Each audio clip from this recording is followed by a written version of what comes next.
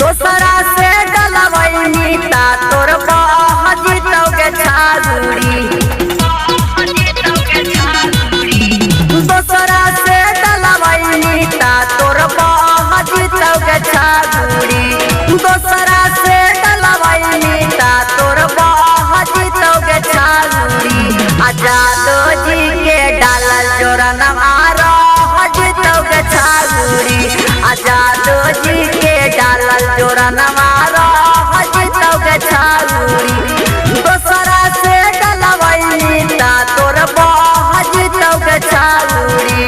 दोसरा से डलवैनी ता तोर बहजी तौके छागुड़ी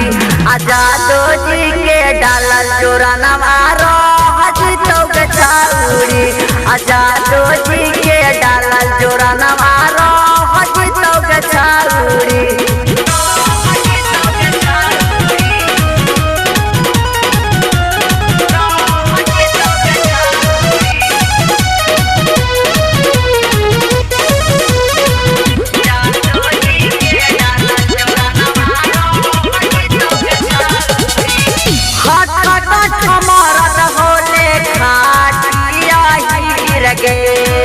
डाल के मखानी रानी कर दे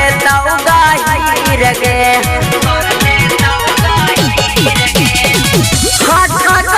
मरद होले खाटिया हीर गे डाल के मखानी रानी कर दे गाहिर गे भीतरे भीतर जवानी तोरो ढाजी तौके छाउड़ी भीतरे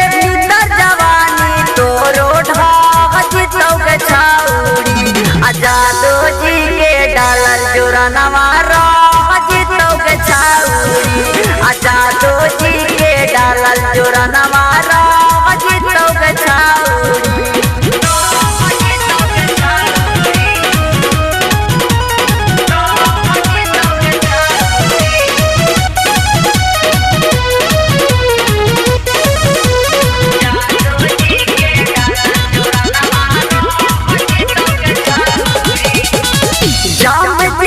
छौड़ी तोरा बरतान में तोरा दूता दूती धैले हे कौआ दान में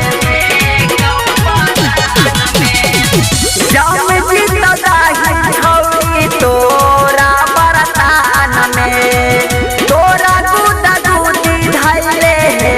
कौआ दान में ओकरे वाला पानी तोरा तौके छाउड़ी ओकरे वाला पानी तोरा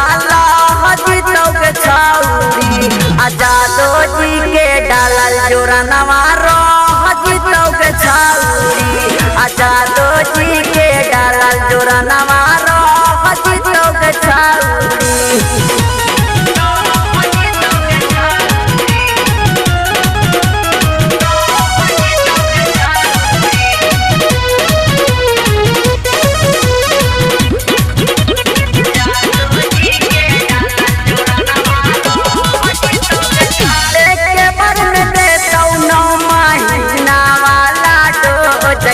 और छला से न मिले पड़ता रोज रोज गे एक बार में देता 9 महीना वाला डोज गे और छला से न मिले पड़ता रोज रोज गे आनंद राजेश धर्मेंद्र के सिया हजी तौके छाउड़ी आनंद राजेश धर्मेंद्र के सिया हजी तौके छाउड़ी आजादो जी के डालल जोरन मारो हजी तौके छाउड़ी आजादो जी के डालल जोरन मारो हजी तौके छाउड़ी।